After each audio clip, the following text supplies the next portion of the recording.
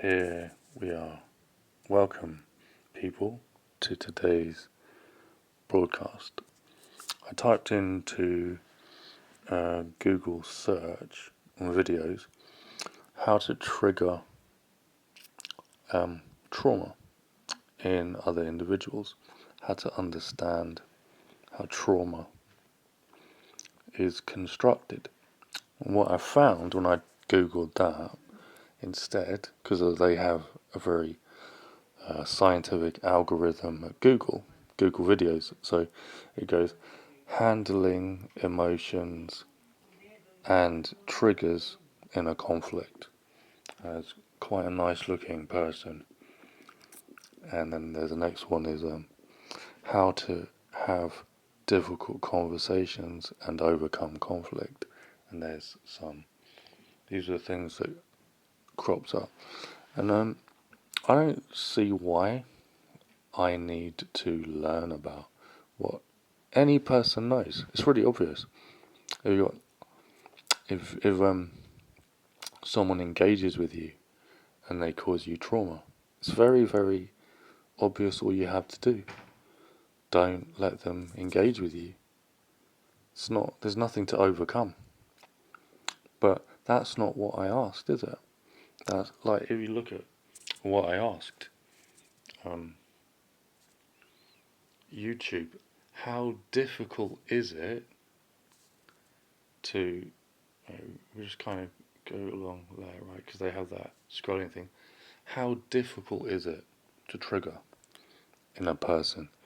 Because I think human beings are very, very difficult to trigger. I think about it a lot. I see a lot of triggered people. I see a lot of triggered situations. So I asked Google. It's not controversial. It's not a difficult thing. I asked them, how difficult is it to trigger conflict in a human being?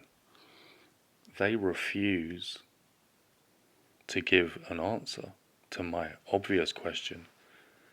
The obvious answer is it's very difficult to trigger someone. So let's say you see someone's phone has been seriously hockey tempered. You go, wow, that person got triggered. Like, fuck. Like, someone has triggered them, they've taken their phone, and they have thrown it against the wall. They got triggered. So, whether it's an advert that pops up, you go, wow, that didn't just happen. If it really annoys you, it takes a while, doesn't it, to get annoyed. Like, if you go to watch a YouTube film, something you like, getting triggered, it's easy. Like, I think people are easier to trigger to feel sad or laugh. Kelsey Cook does a thing about the Black Hawks, and she was in a cheerleader team for a basketball team, and so she'd sing, "We love Black Hawks, yes we do. You should love Black Hawks too." And she said, but the thing was, when they would sing it, it would get a bit muddied and it would sound like they were saying, "We love Black Hawks, yes we do. Black Hawks are great. You should love them too. Black Hawks, Black Hawks, Black Hawks." And she said, and you should have seen the other team, the families, their chins were on the floor going, "Oh my God, sounds like the mating cry of the Kardashians." Now there's this thing called the Kardashian scale, where when will human beings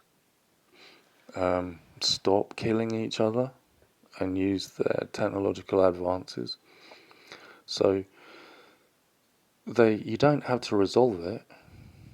What you have to do is not rig ridiculously bad situations. Some of them, like Kelsey Cook said, are funny.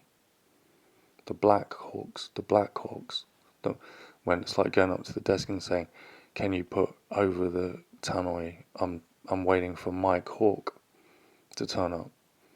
and you get someone with hopefully there's someone with a slightly funny voice, or they can't say it properly, and they end up saying, "Can Mike Hawk please come to the desk?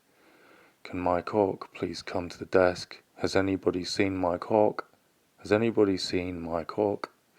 And it sounds like, "Has anybody seen my cock? Can my cock come to the desk?"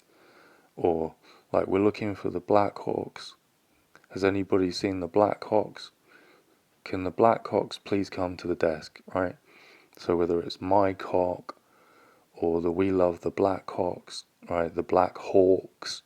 But then you got the American stealth bomber, the F-117, the Wobbling Goblin, the Night Hawk. Why didn't they call it the Black Hawk? Why did they? And not only they use that same name, like British Aerospace have the BAE Hawk, and then the company Kinetic, they bought one which is linked to British Aerospace, and they paint it black. So they have a Black Hawk.